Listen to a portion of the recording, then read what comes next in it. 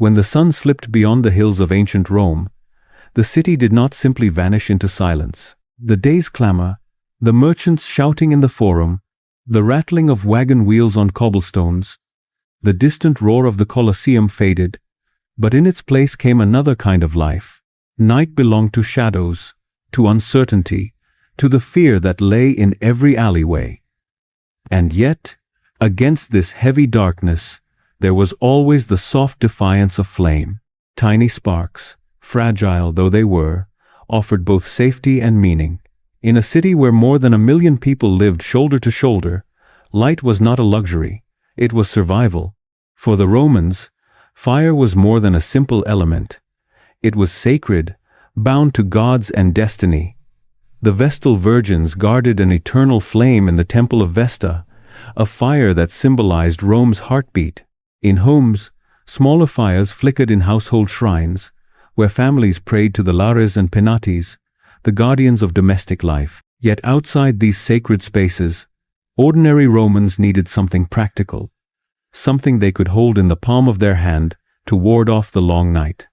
That something was the oil lamp. Imagine stepping into a Roman tavern after sunset. The room is thick with smoke, the air pungent with wine and sweat, and along the walls, shallow dishes of clay glow faintly. Each holds a small pool of olive oil, its surface broken by a smoldering wick. The light is dim, more amber than gold, and it doesn't banish the shadows so much as wrestle with them. But in that glow, faces emerge, voices become visible, and community thrives. The flame gathers people together, softening the harsh edges of the world. The streets, however, were another matter. Rome was not a city of lamplight boulevards like Paris would be centuries later. Darkness dominated the avenues, punctured only by rare torches or the small lamps carried by citizens. Walking home at night was dangerous, not only because of thieves but because of the unseen, the holes in the road, the sudden ditches, the lurking animals. A lamp, however small, could mean the difference between returning safely to your family or vanishing into the night. And still, these oil lamps were not only tools of necessity, they were also carriers of meaning. To light a lamp was an act of defiance against chaos, a gesture of power in a world that understood the fragility of life all too well. Temples were lined with lamps in honor of the gods, their flames reflecting the devotion of the faithful. During festivals, lamps were set out in patterns, transforming the city into a glowing mosaic. Even in death, lamps were placed in tombs, their enduring flames symbolizing guidance for the soul's journey beyond. It is easy to underestimate what a single flame meant in the ancient world. Today, we flood our nights with light at the flick of a switch. But in Rome, light was precious. It was a resource to be rationed, a thing to be tended carefully lest it sputter and die. Every drop of oil represented labor. The farmer's grove, the press that crushed the olives, the merchant who carried the amphorae across seas and roads. To spill oil was to waste not only fuel, but also effort, wealth, and survival itself. The glow of Roman lamps was not bright enough to erase the night, but it did something more profound. It reminded those who carried them that human ingenuity could wrest control from nature. No empire could erase the stars. No army could conquer the moon.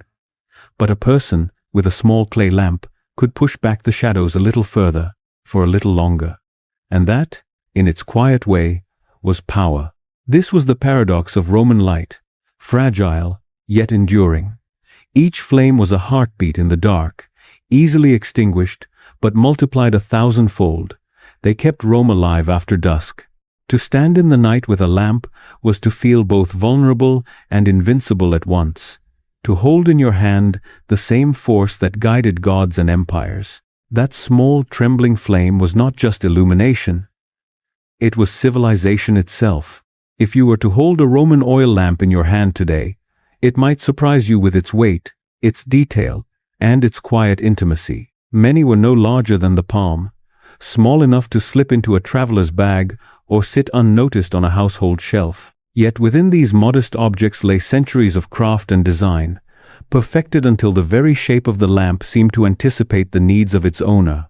Rome's engineers built aqueducts that spanned valleys and bridges that defied rivers, but they also mastered the tiniest frontier, the human struggle against night.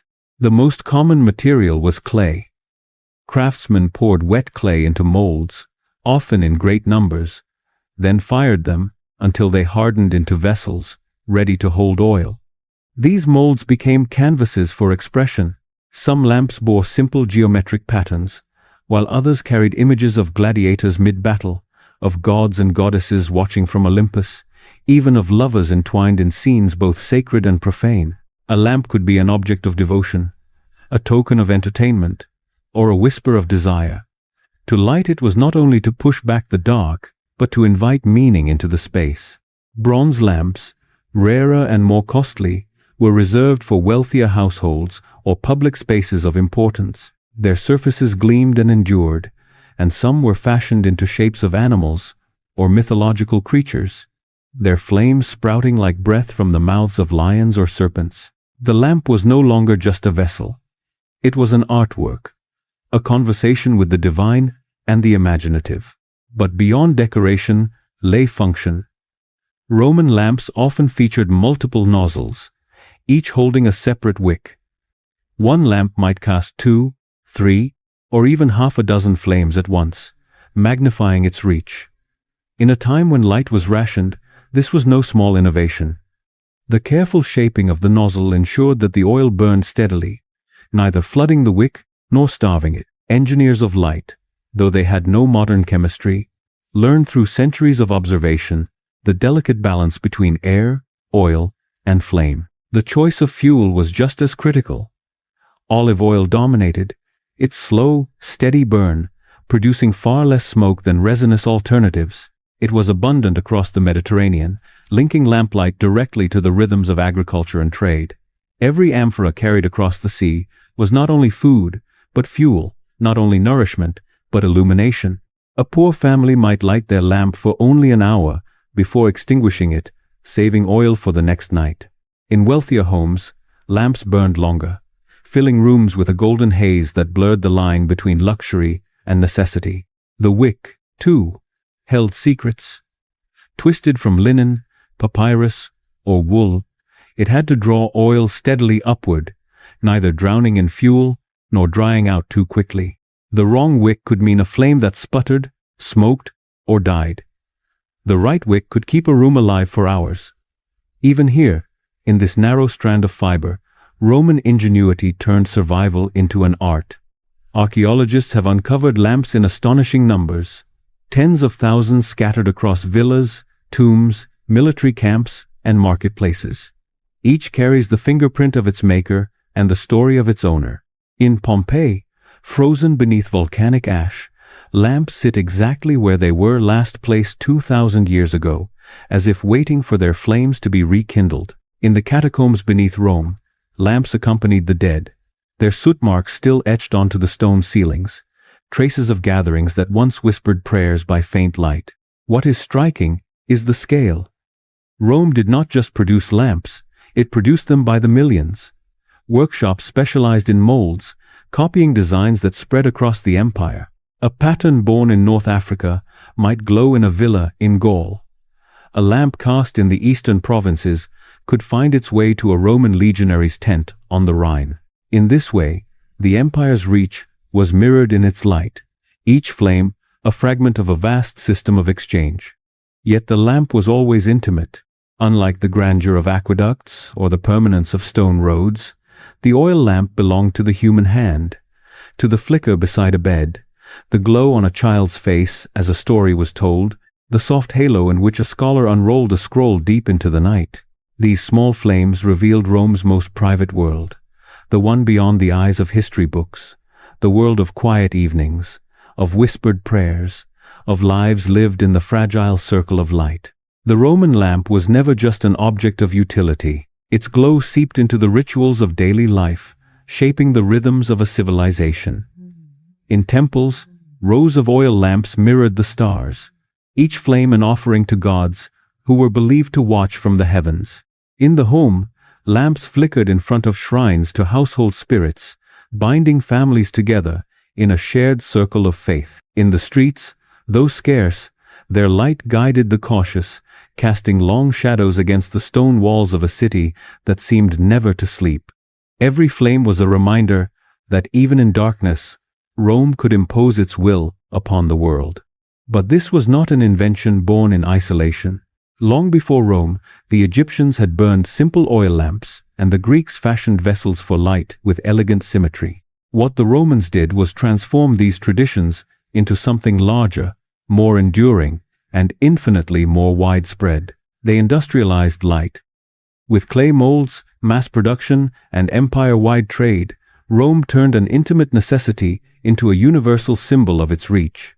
A lamp found in Britannia, stamped with the mark of a workshop in Carthage, told the story of an empire bound together by commerce, culture, and light itself.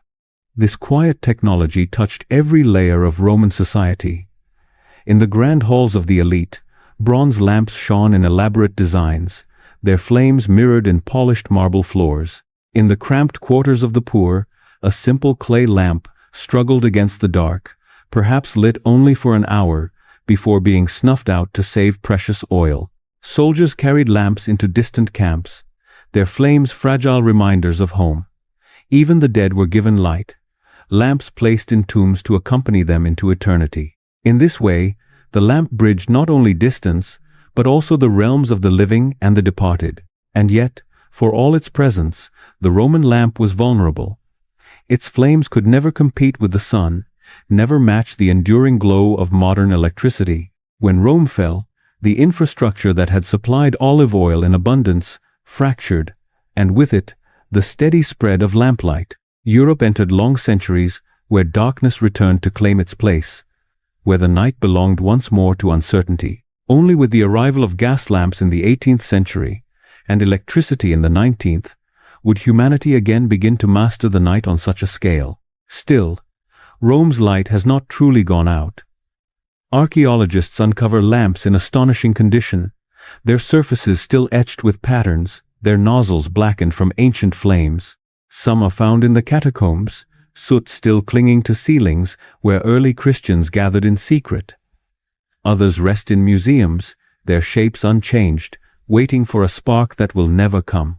To look at them is to see not just clay and metal, but to feel the echo of evenings long past, when a family huddled together, when a traveler pressed onward, when a priest tended his temple, all guided by the same fragile flame. This is the legacy of Roman illumination, not the triumph of technology, but the endurance of humanity's fight against the dark. Each lamp was a small act of defiance, a refusal to surrender to fear, a testament that light, no matter how faint, could still bring safety, comfort, and hope. And though empires may fall, and cities may crumble, the story of Rome's lamps endures, glowing quietly across 2,000 years, reminding us that the most powerful inventions are not always those that roar, but those that whisper.